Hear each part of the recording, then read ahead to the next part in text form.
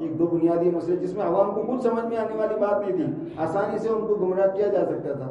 محمد صلی اللہ علیہ وسلم کا نظیر قائم ہو سکتا، اللہ تبارک و تعالیٰ نظیر پیدا کر سکتے نہیں پیدا کر سکتے کا سوال پیدا کریں۔ اب اگر بولے پیدا کر سکتے ہیں تو بولے دیکھو حضور کے ساتھ بیعت بھی ہو رہی، بولے نہیں پیدا کر سکتے تو بولے دیکھو اللہ میاں کو چھوٹا کر دیا۔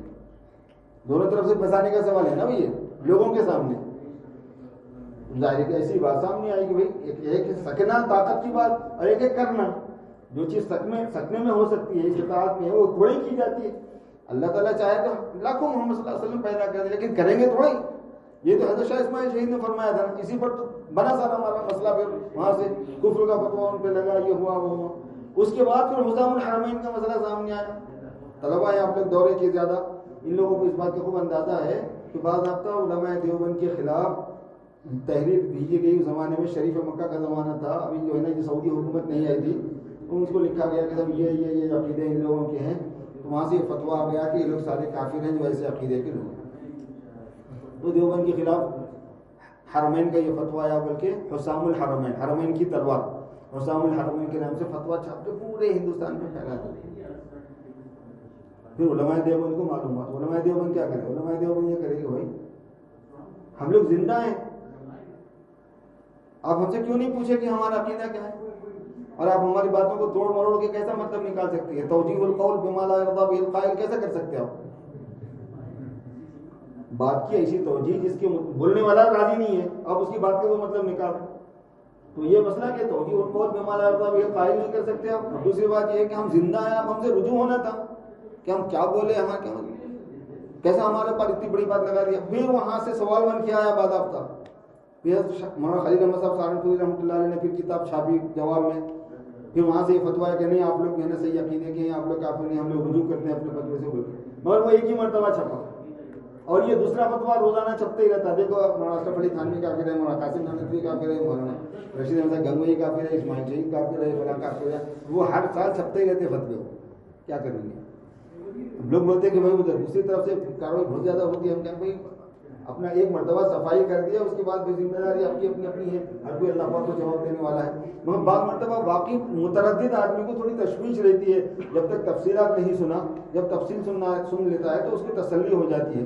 میرے دوستو بھائیو، کوئی امارت بغیر شورا کے نہیں ہے، امیر شورا کے ساتھ ہی نظام الدین میں کبھی بھی بغیر مشورے کے کام نہیں ہوتا، پوری اس کی ہسٹری ہی نہیں ہے ایسی۔ ایک بہت بڑے بزرگ ان لوگوں میں سے جو اختلاف کرتے تھے، ایک بڑی اہم بات یاد آ گئی، ایک بڑی اہم بات مگر بہت کام کی ہے، ذہن میں رہے آپ کے۔ اس تحریر کے آ جانے کے بعد دارالعلوم دیوبند کا فتویٰ موقع پر کے جو آیا، اس کے بعد میں ایک اجتماع تھا سنبل میں، سب سے پہلے جو اجتماع ہوا اس کے 2 مہینے کے بعد سنبل میں ہوا، میں اس میں گیا تھا۔ اندازہ یہ تھا کہ کوئی نہیں آئے گا، بالکل خلاف جائے گا، مگر وہ یو پی کا جو ہے نا 4 مہینے والوں کا جوڑ تھا، ان لوگوں نے اہتمام پورا کیا، علماء کے لیے 5000 علماء کے آنے بیٹھنے کا پنڈال ڈالے، 5000 علماء، اور 5 لاکھ لوگوں کے لیے عوام کا پنڈال ڈالے۔ خدا کی کرنی یہ ہے کہ 15 لاکھ سے زیادہ عوام آ گئی، اور علماء کے لیے جو پنڈال تھا وہ کم پڑ گیا، 5000 سے زیادہ علماء آ گیا، اور بیان ہو کے بھی وہاں سے بیان آ کے بھی 2 مہینے نہیں ہوئے، 2 مہینے بھی نہیں ہوئے تھے۔ شریف صاحب کا فون آیا تھا، تو بھی آ جا بولے، تو میں پہنچ گیا تھا۔ آپ کو جو عجیب بات سنانا چاہ رہا ہوں وہ یہ کہ مولانا صاحب کا بیان ہوا، اس کے بعد میں تشکیل کے لیے نام لکھانے کے لیے نہیں، نام لکھنے کے لیے کھڑے ہوتے ہیں نا بیان کرنے والے کے بعد، لکھاؤ گے، تو نام لکھنے کے لیے کھڑے ہونے والوں کے اندر جو ہے نا وہ صاحب بھی موجود تھے جو دارالعلوم دیوبند کے مفتی، جن کی تحریر اس فتوے پہ دی۔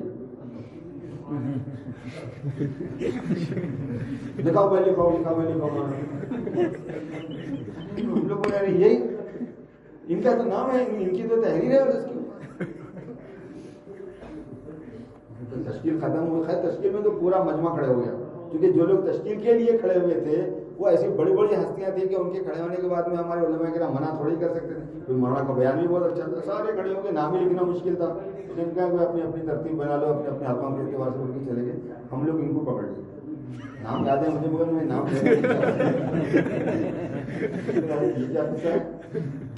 نہیں یار، وہ سیاسی ہے، وہ مسئلہ وہ ایک سیاسی مسئلہ ہے، ان کا بیان ہے، میرے سے بولے سے بات بتا رہا ہوں کہ میں نے جو دستخط کی وہ سیاسی ہے، حقیقت سے اس کا کوئی تعلق نہیں ہے۔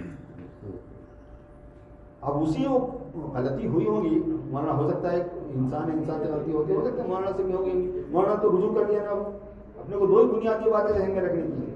ایک تو یہ کہ اگر بالفرض بالتسلیم اعلیٰ فرض تسلیم بولتے ہیں مان لینے کی صورت میں ان سے غلطی ہوئی ہوگی، کہ انسان سے غلطی ہوتی ہے. تھانوی رحمۃ اللہ علیہ نے ابواب عبادت ترجیح اور راجہ کے نام سے باضابطہ بابی قائم کر دیا تھا، تو انہوں نے تو رجوع کر لیا نا، رجوع کر لیا، قصہ ختم ہو گیا. اور اگر رجوع کرنے کے بعد بھی پھر کوئی غلطی ہو جائے تو پھر بولو یار تم وہ جگہ میں تو آپ توبہ کر لیں گے، یہاں جگہ پھر غلطی کر لی تو پھر رجوع کر لیں گے. ماشاءاللہ سے اتنا زاہد آدمی ہے اور اتنے بہت متقی پرہیزگار ہے. جو آدمی قریب سے دیکھتا ہے نا وہ یقین کر لیتا ہے کہ آپ کی سنت متبع سنت بھی ہے، آدمی خدا کا خوف بھی ہے اس کے پاس، احتیاط بھی ہے اس کے پاس، ورع بھی ہے، صاحب ورع بھی ہے، صاحب تقویٰ بھی ہے. لوگ اڑاتے ہیں بہت سی چیزیں. بنگلہ دیش کے سب سے بڑے جو مفتی ہیں 8000 کے بڑے صدر صاحب، ان کا فتویٰ میرے پاس موجود ہے. انہوں نے لکھا تھا کہ ساتھ جو ہے نا ایک نوجوان بچہ ہے، حافظ ہے نا، عالم ہے، فتنے فساد کی باتیں کرتا ہے، اس کی بات نہیں ماننا چاہیے. پورے علماء کے صدر ہیں، 8000 کو بچے ہیں ان کے مدرسے میں. وہاں صاحب کو لے آ کے دیے حضرت کی فتویٰ آپ کے بارے میں آئے.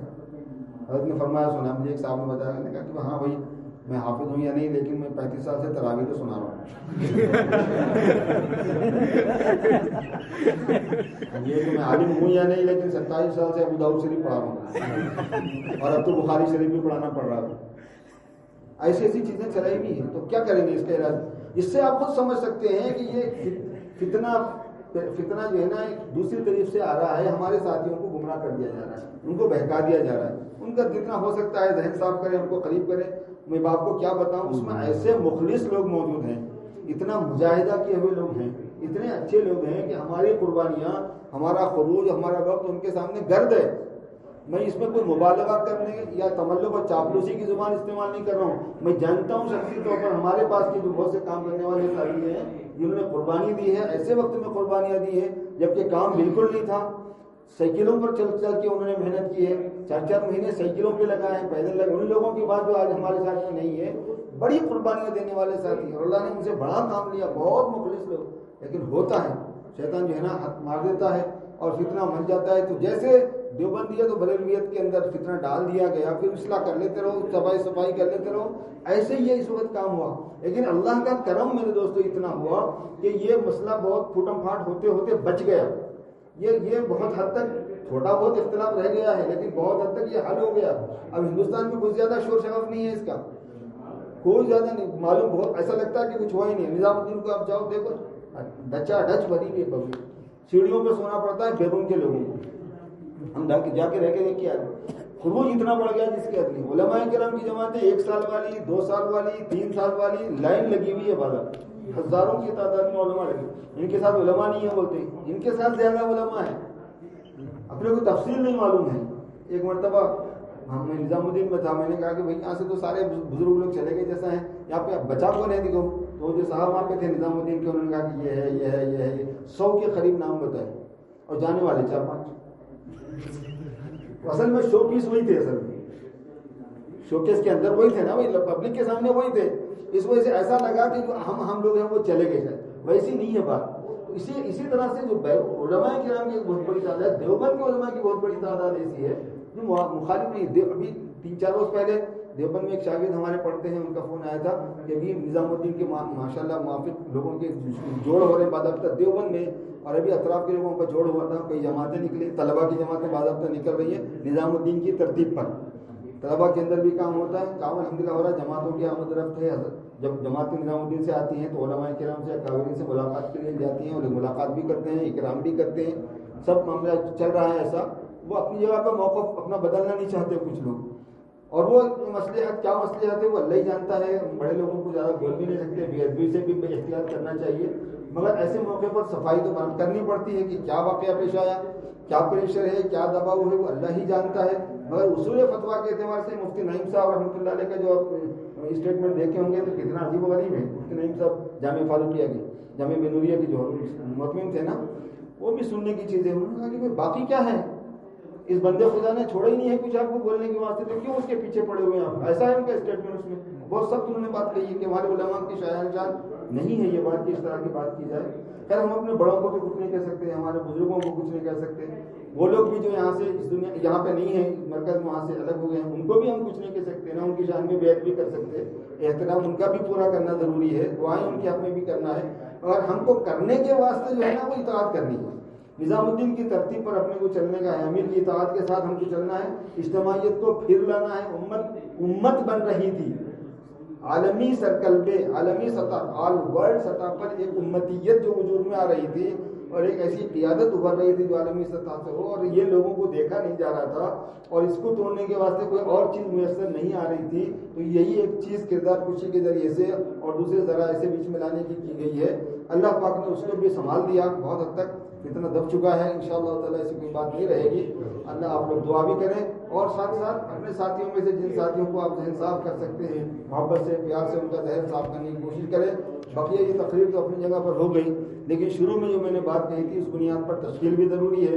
آپ تمام بزرگوں سے درخواست ہے کہ جب تک ہم قربانی کے لیے نہیں نکلیں گے اور قربانی نہیں دیں گے, اور ہمارے آنے والے اس اجتماع کی کامیابی کے واسطے پورا خروج نہیں کریں گے 4 مہینے کے لیے, اجتماع سے پہلے بھی اجتماع کے بعد بھی, تو ویسے تو خالی اجتماع کرنے سے تو اجتماع کامیاب نہیں ہوں گا. اجتماع تو محنت کا نام ہے, قربانی کا نام ہے, اور جتنا کام کرنے والے پرانے ساتھی ہیں ان سے درخواست ہے کہ قربانی دیں اور ارادہ کریں, عزم کریں. اللہ ہمت دینے والا ہے.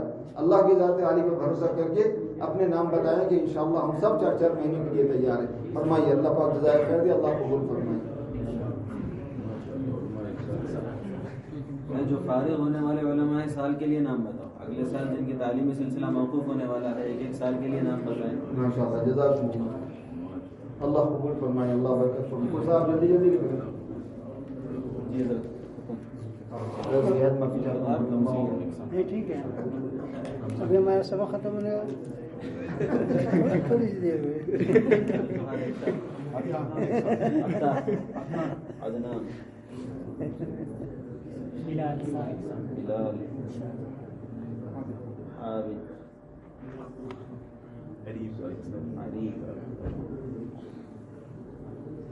دعا کرو ان بزرگوں کے علماء کے کرام کے حق میں, اللہ پاک آسان فرمائے, اللہ پاک وسائل میسر فرمائے, اللہ پاک اپنے مبارک دین کی خدمت کے لیے قبول فرمائے. یہ بزرگوں ماشاءاللہ. عبدالسمیع عبدالصمد صاحب ماشاءاللہ. کوقان عبدالأحد عبدالغفار اسامہ عثمان